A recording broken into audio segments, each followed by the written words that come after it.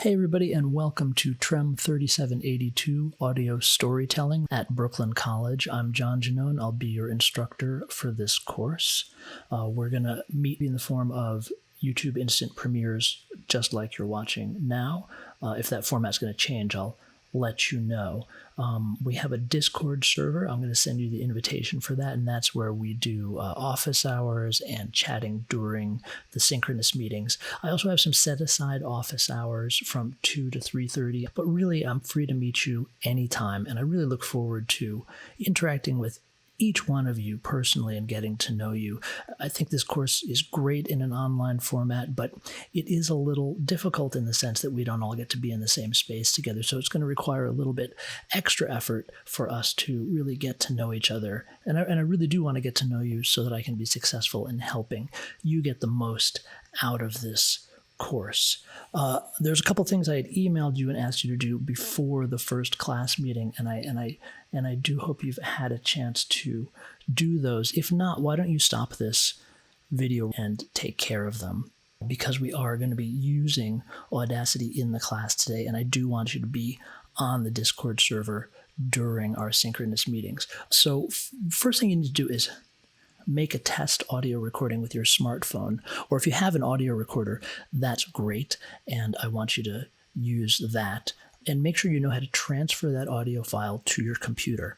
It may involve plugging in a USB cable, or maybe airdropping it to yourself, or maybe you're going to need to email it to yourself or upload it to Dropbox. Who knows? You got to figure out a method of getting those audio files from your smartphone to your computer, or from your recorder to your computer. Then the first software we're going to use this semester, and we're going to use a number of different pieces of software, is called Audacity. And it's a wonderful audio editing and processing piece of software. It's completely free.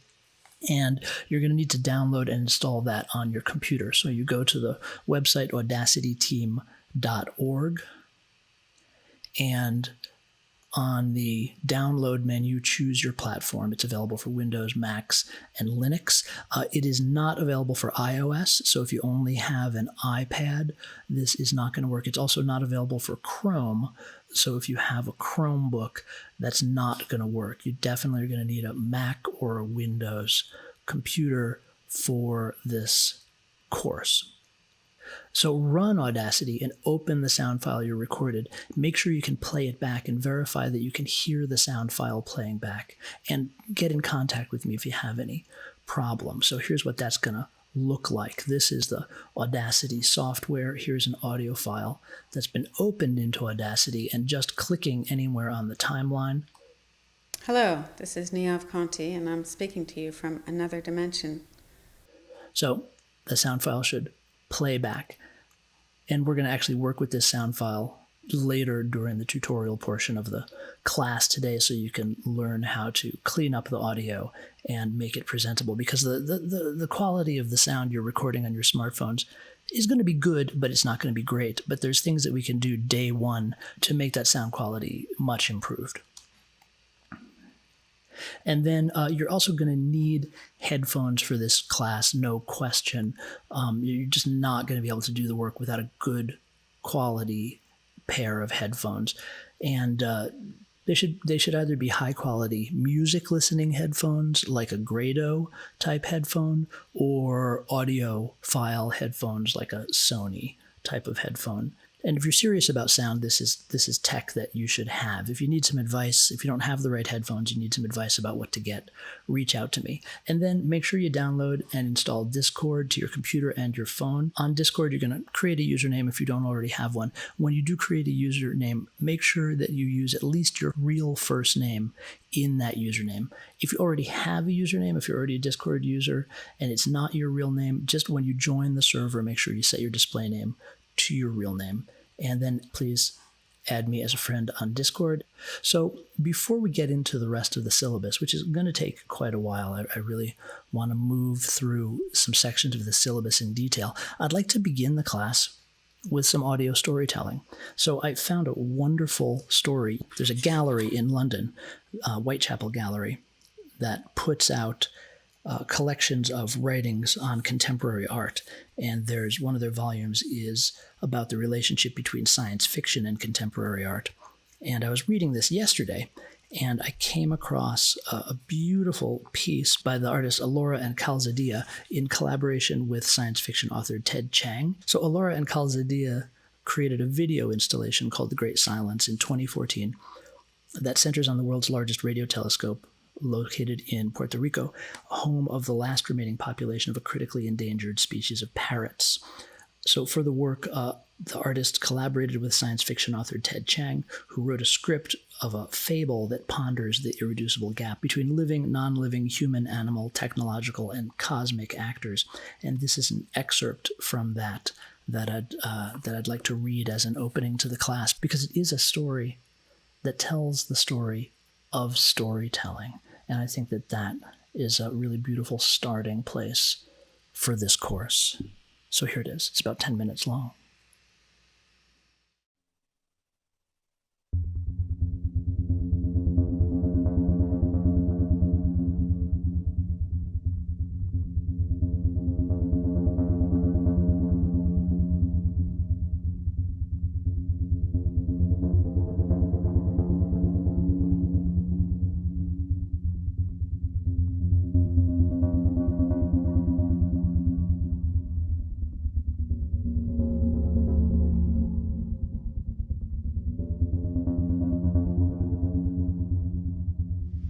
The humans use the Arecibo Observatory to look for extraterrestrial intelligence.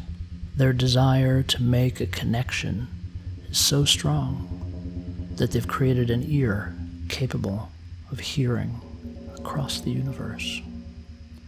But I and my fellow parrots are right here. Why aren't they interested in listening to our voices? We're a non-human species capable of communicating with them. Aren't we exactly what humans are looking for? The universe is so vast that intelligent life must surely have arisen many times. The universe is also so old that even one technological species would have had time to expand and fill the galaxy. Yet there is no sign of life anywhere except on Earth. Humans call this the Fermi paradox. One proposed solution to the Fermi paradox is that intelligent species actively try to conceal their presence, to avoid being targeted by hostile invaders. Speaking as a member of a species that has been driven nearly to extinction by humans, I can attest that this is a wise strategy. It makes sense to remain quiet and avoid attracting attention. The Fermi paradox is sometimes known as the Great Silence. The universe ought to be a cacophony of voices, but instead, it's disconcertingly quiet. Some humans theorize that intelligent species go extinct before they can expand into outer space. If they're correct, then the hush of the night sky is the silence of a graveyard. Hundreds of years ago, my kind was so plentiful that the Rio Abajo forest resounded with our voices. Now, we're almost gone. Soon this rainforest may be as silent as the rest of the universe. There was an African gray parrot named Alex. He was famous for his cognitive abilities, famous among humans, that is. A human researcher named Irene Pepperberg spent 30 years studying Alex. She found that not only did Alex know the words for shapes and colors, he actually understood the concepts of shape and color. Many scientists were skeptical that a bird could grasp abstract concepts. Humans like to think they're unique. But eventually, Pepperberg convinced them that Alex wasn't just repeating words, that he understood what he was saying. Out of all my cousins, Alex was the only one who came closest to being taken seriously as a communication partner by humans. Alex died suddenly when he was still relatively young. The evening before he died, Alex said to Pepperberg, "You be good. I love you." If humans are looking for a connection with a non-human intelligence, what more can they ask for than that? Every parrot has a unique call that it uses to identify itself. Biologists refer to this as the parrot's contact call. In 1974, astronomers used Arecibo to broadcast a message into outer space, intended to demonstrate human intelligence. That was humanity's contact call. In the wild, parrots address each other by name. One bird imitates another's contact call to get the other bird's attention. If humans ever detect the Arecibo message being sent back to Earth, they will know someone is trying to get their attention. Parrots are vocal learners.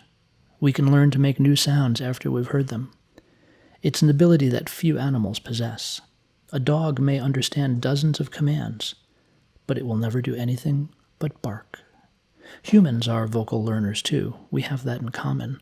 So humans and parrots share a special relationship with sound. We don't simply cry out. We pronounce. We enunciate. Perhaps that's why humans built Arecibo the way they did. A receiver doesn't have to be a transmitter, but Arecibo is both. It's an ear for listening and a mouth for speaking. Humans have lived alongside parrots for thousands of years, and only recently have they considered the possibility that we might be intelligent. I suppose I can't blame them. We parrots used to think humans weren't very bright. It's hard to make sense of behavior that's so different from your own.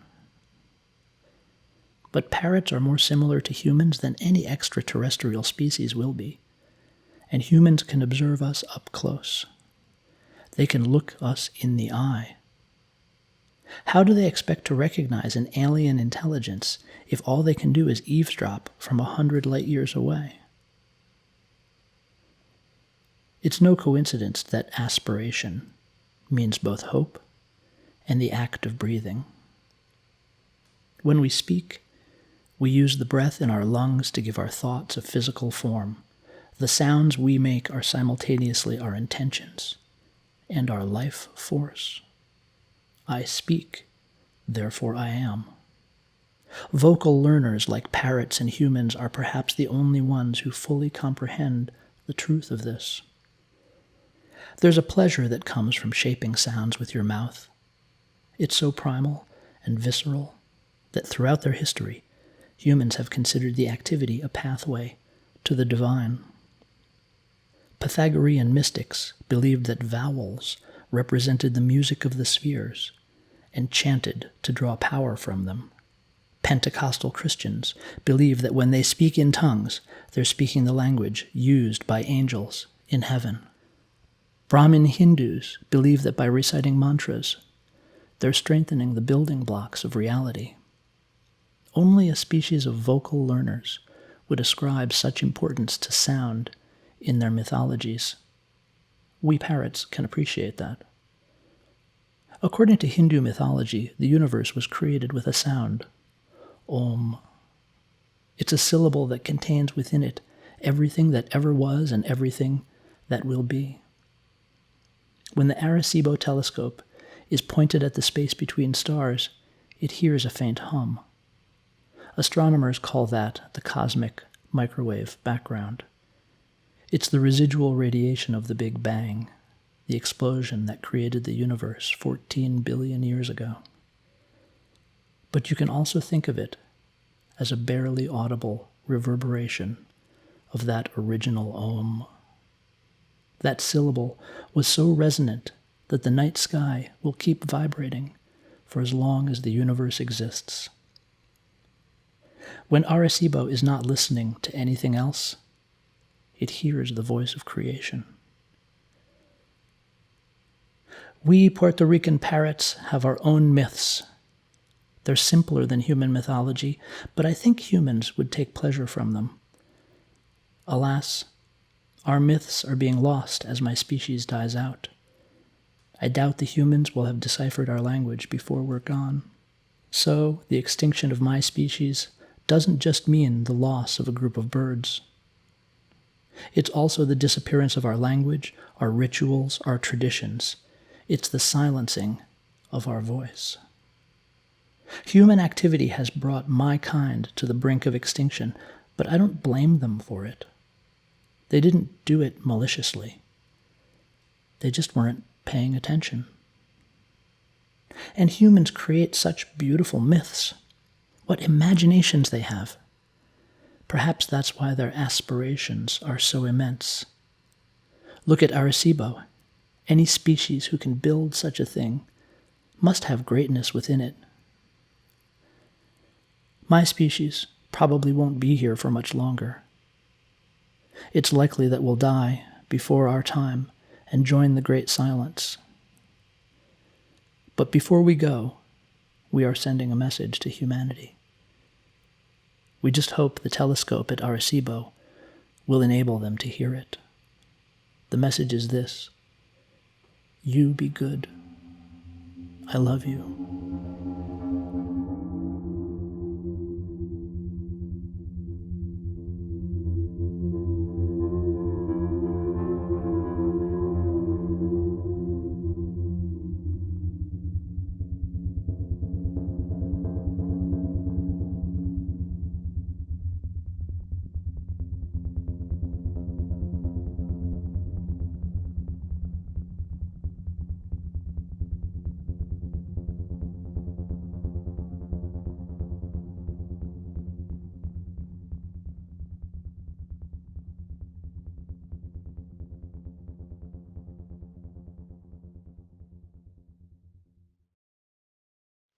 So before we get to talking about this course in specific, there's a few sort of general topics that we should address. And one is what's happening with the department itself.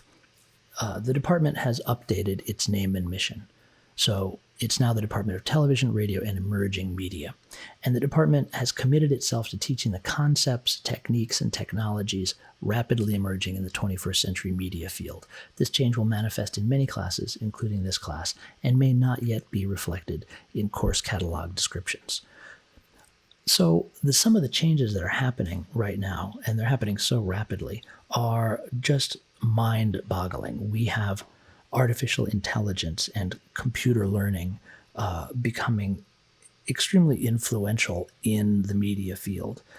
We have incredible visual effects, from our science fiction to our natural disasters, to our car crashes, to our jet planes, the rooms that our characters are in, and even the characters themselves are being generated or simulated on the computer. So whether or not you think this is a good thing or a bad thing, or whether it's going to, be harmful to actors or beneficial to actors, or is going to have creative potential or not have creative potential, it's coming. Artificial intelligence is coming to our field, and it's going to influence the kind of jobs that are out there, the way in which productions are made, and it's going to be a significant transformation of the field. Now, I'm not saying we're going to study artificial intelligence in this course in particular. I'm talking more broadly about what we mean when we talk about emerging media, and how do you prepare students? How do we as faculty prepare you to be working in a world where the media is changing so rapidly, and where it's computers and technology that are doing this changing? How do you become the kind of producers who can walk into an environment where there's going to be new technology on the table for each production you work on? Right now we have virtual sets, we have total virtual environments, and CGI has progressed to an absolutely astounding level. But the thing that's happening that's quite new is the emergence of performers like Michaela. Because Michaela is a completely virtual entity. And she's the first virtual performer to receive a contract with an agent. And this is a really significant moment because she doesn't exist. But at the same time, she appears alongside human performers in music videos. She has a YouTube channel, quite a popular YouTube channel, and she's entering into the space previously only occupied by real humans. Now, of course, on one hand, this isn't all that different from Who Framed Roger Rabbit, mixing animation and live action. But the fact that she is nearly across the uncanny valley, that she's almost convincingly human, makes her quite distinct in the sense that the border is breaking down even more than CGI broke it down between the virtual and the real. And this is going to be an important topic, an important issue in the field very soon.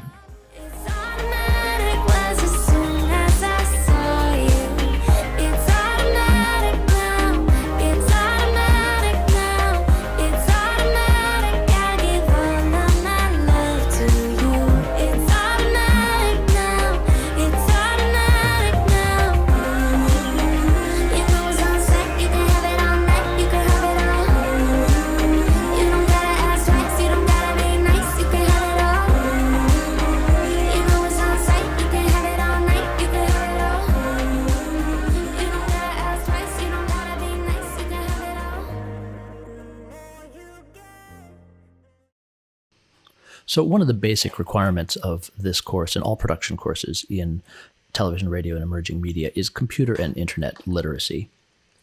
Even before the department name and mission change, television radio was the most computer-intensive department in the arts at Brooklyn College. If you think about it, all production work, video editing, sound design, radio editing, color correction, visual effects, motion graphics, even screenwriting, uses specialized software and requires computer literacy. Now that the department is television, radio, and emerging media, the computational skills required to be successful in the major have increased. So computer literacy is required for this and all television, radio, and emerging media production courses, including but not limited to knowing how to install software on your computer, managing files and folders so that you know where all your files are and they're organized in a comprehensible way, compression and decompression of files and folders so that you can create a zip archive of files, file transfer and cloud services so you can move those files around and share them with other people, effective use of search engines, almost any question of a general nature that you would like answered about using technology, you can find through some simple internet searches, and I give you some examples of that below. Taking screenshots and making screen recordings, again, you should know how to do this on your computer, on your platform. And if you don't know, it's something you can use search engines to look up. And then using online tools such as Blackboard, which will be central to this course, Discord, also central to this course, YouTube, where most of the course materials will be posted, Vimeo, SoundCloud, etc. So it's important to note that this course does not teach these basic skills. It requires them as a starting place. So if you do not feel confident in basic computing, this may not be an appropriate course for you, and you may wish to schedule a meeting with an advisor to see if a computationally intensive major, such as television, radio, and emerging media, is right for you. If you have basic competency in these areas but want to improve your skills or fill gaps in your knowledge while taking the course, you may do so. The information is easily available on the internet. These internet searches will produce useful results. If you don't know how to manage files and folders, you can Google file and folder management in Windows 10 if Windows 10 is what you're using. Or if you're on a Mac and you don't know how to make a zip archive, you can Google, how do I make a zip archive Mac? Or if you don't know how to join a Discord server, Google, how do I join a Discord server? And I've tried all these searches and they produce extremely useful results. So that sort of thing is really a basic starting point for the class. And as I say, if you don't have that fully, you can probably, this course could help you get to that level of computer literacy. But if you don't have it at all, you really do need to question whether such a technologically intensive major as television, radio, and emerging media is how you want to be spending your time. And I will, just as a sidebar to that, I've had students say to me, well, the reason I'm interested in television, radio, and emerging media is because I want to be an on-screen personality, want to be a newscaster or a talk show host. And I say, this is not that major. We do not have a single faculty member that teaches courses in that area or that has that kind of expertise.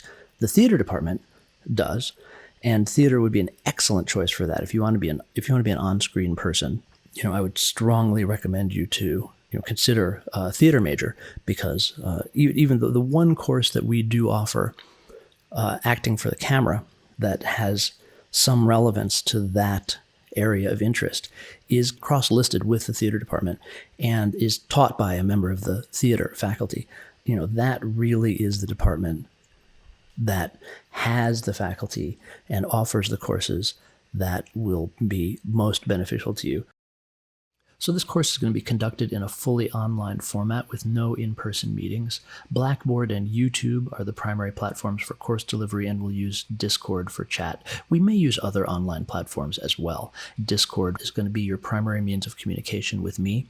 And this is one of the things I like the most about the online and hybrid teaching format, is how much we will communicate in the written form. Because I believe that at a fundamental level, all university classes are classes in writing. Every course should be in some way writing intensive. And one of the ways in which this course is in the regularity and density of our written communication with each other. But we can talk also, because office hours will be held on the Discord voice chat.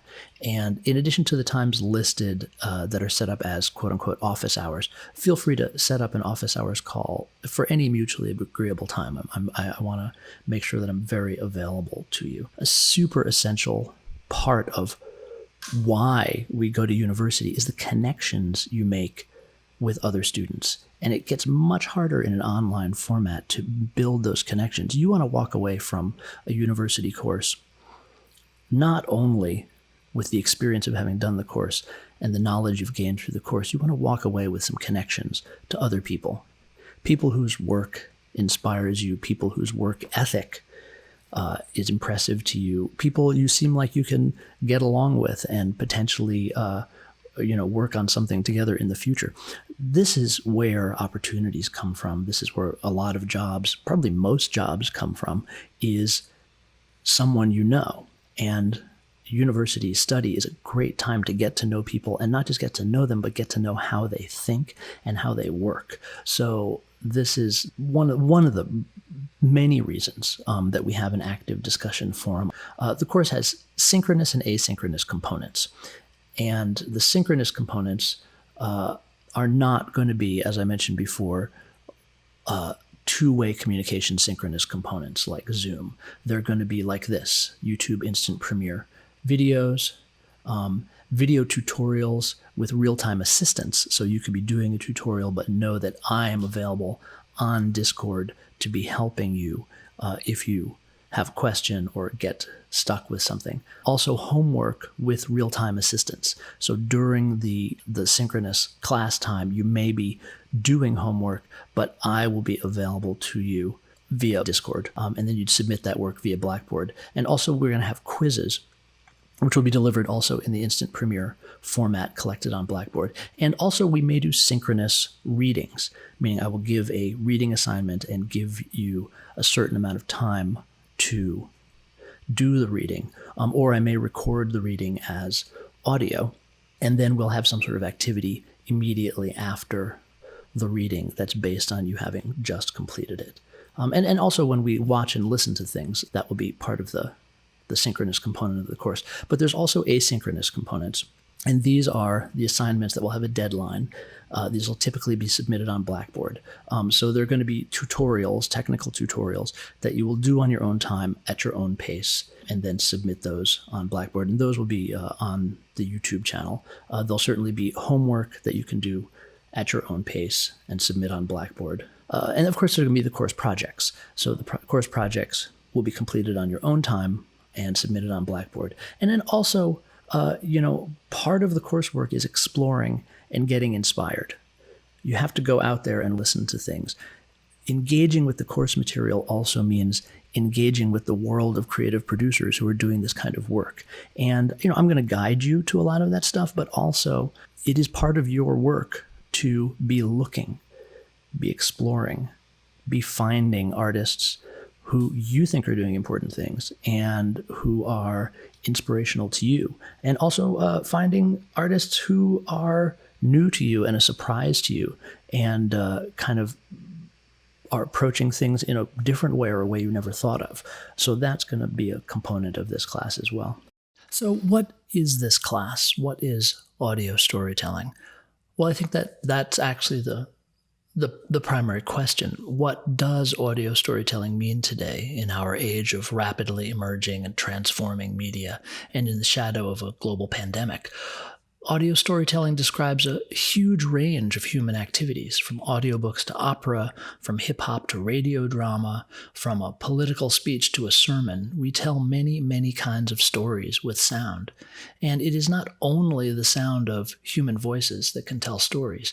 Instruments, objects, environments, and synthesized sounds are audio storytelling tools as well. In a sense, audio storytelling encompasses all of the sonic arts. So this semester, we're going to explore audio storytelling as broadly as possible. Every week, we will be making and editing recordings, finding and creating sounds, and thinking about different methods of editing, transforming, and combining sounds to tell stories. We'll listen to the work of a wide range of contemporary and historical audio storytellers, from Robert Ashley to Milo, from William S. Burroughs to Sun Ra. In this course, we'll not listen to like or dislike, to agree or disagree, or even to respect or disrespect. Not that these are uninteresting ways to listen. That's just not the work of this semester. This semester, we will listen to discover the possible nature of the audio artist's experiment, to glimpse or surmise their motivation or intent, and to imagine different ways of hearing the world, making sounds in the world, and ultimately thinking about the world. This semester is an opening of the ears, a journey into sound and sounding, an exercise in, as the wonderful composer Pauline Oliveros called it, deep listening. From this listening, we will be moved or challenged to make things, to put sound out into the world. To that end, there will be weekly small projects, some which we'll complete during our synchronous meetings or some within a week. And there'll be several larger projects. Almost every week you will record, transcribe, write, or edit something. And work you make one week will become source material for a project in another week. The larger projects will allow you to work in a longer form and explore a single idea in more depth. You'll end the semester with a significant library of recordings and experiments, and at least one substantial project that's suitable for inclusion in an audio reel or other creative portfolio. So for the rest of this section of the class, I want to start playing some of those things. I want to start our process of listening. So I've put together a couple of examples of audio storytelling that are not meant to give you the whole picture. They're a tiny little slice. They're what I thought would be an interesting starting place. So they're not what the semester is about. They're not where we're headed this semester. They're just a first step in this exploration that we're doing together this semester. Also, just be aware that a couple of the things I picked have some violent imagery and strong language in them, so just be ready for that.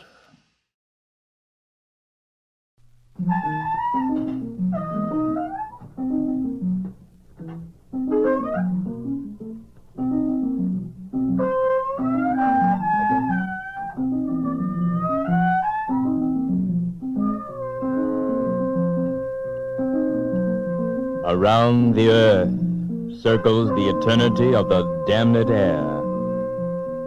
the damned inheritance of the earth, of the same vibrations it ever was. We need new air. We need the air that vibrates with the sound of another kind of mind. We need the beam of the future to strike the earth, like the lightning and the power of a thunderbolt, in order that the dying embers of the past should suddenly be extinct. There is no place for the past in the realm of the future, except temporarily as an exhibit of that which is taboo. Because the past is the past, and the future is the future. The eternity of the limited past was for those who were taught the limited darkness. The unlimited reach of the future is another kind of forever. There is an inner darkness, and there is an outer darkness. Those who become subjects of the inner darkness dwell therein. Those who become subjects of the outer darkness shall dwell thereout. Out is the way of the outer, and in the way of the inner. The end of the inner end is different from the end of the outer end, because the outer end is the outer on. Yes, out is the outer and in is the inner. The way out is the way to living, breathing life. Let's blast the damned air and claim the right to be a part of the outer heavens and outer space, that we might live and breathe and be eternally alive forever. Let's blast the damned air, the imprisoning circle that bands the earth with the echoes of the dead truth of the damned word. Let the light shine upon the darkness that enchains the meaning of the knowledge that has been used as the law to destroy.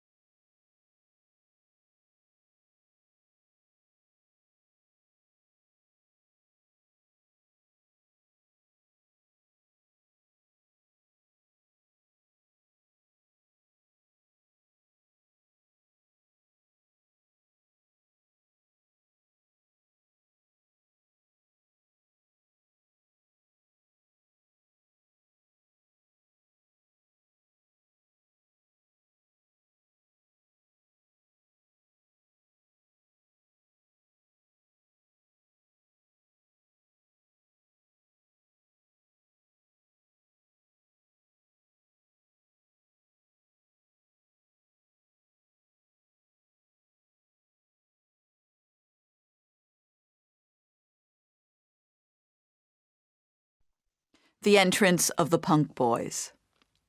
Among 100 brothers him I greet, who ate my heart, and I his heart did eat. According to the first of the punk boys, the body is still in a process of being forged, especially his body. His name was Antonin Artaud, which was thin, nasty, sick, mangled, distorted, ravaged by drugs and by desires which had been repressed by thoughts. The body, Artaud further said, has an infinite capacity for self-transformation. Artaud actually talked in a far more disgusting manner, just like the rest of his brethren, the filthy, dirty boys. All of the punk boys had fucked their mothers and were no longer colonized. They didn't care. Now, the growth of private property, one characteristic of the bourgeois industrial world, had died. Private property, in the form of multinational and ex-national capital, returned to the hands of the few. Economic, therefore political power seemed centralized. The decrease, finally the disappearance of private property, was directly related to a movement away from, then to the disappearance of the memory of patriarchy. The punks, in other words, were one beginning of a new world. Though these punks were at the edges of a beginning of a new world, they had no idea how to relate to each other. For them, language wasn't a problem. Though he was the proto-punk boy, Artaud was the one whom the punk boys disavowed. He was continually fighting off drugs and so wanted to destroy everything. Like him, all of the punk boys wanted to destroy. They disavowed history, but they were the direct descendants of Heliogabalus of Alexandria, who had been made emperor at 14 years of age. Heliogabalus despised his government and was anarchistic. His reign was replete with murder, incest, and the lack of values. The Alexandrian police cut apart Heliogabalus when he was 18 years old in the toilets of his own palace, and then threw his corpse outside on the dirt where 2 dogs happened to be pissing.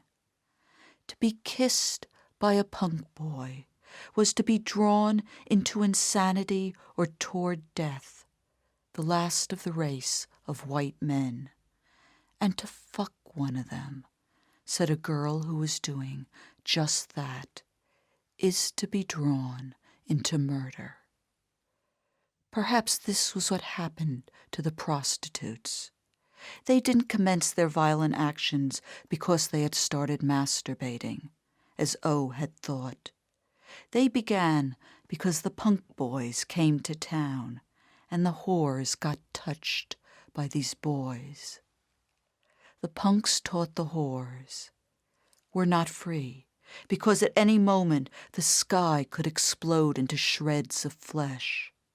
Europe is far away, farther because the civilized West has disappeared, already shreds of flesh without any explosion.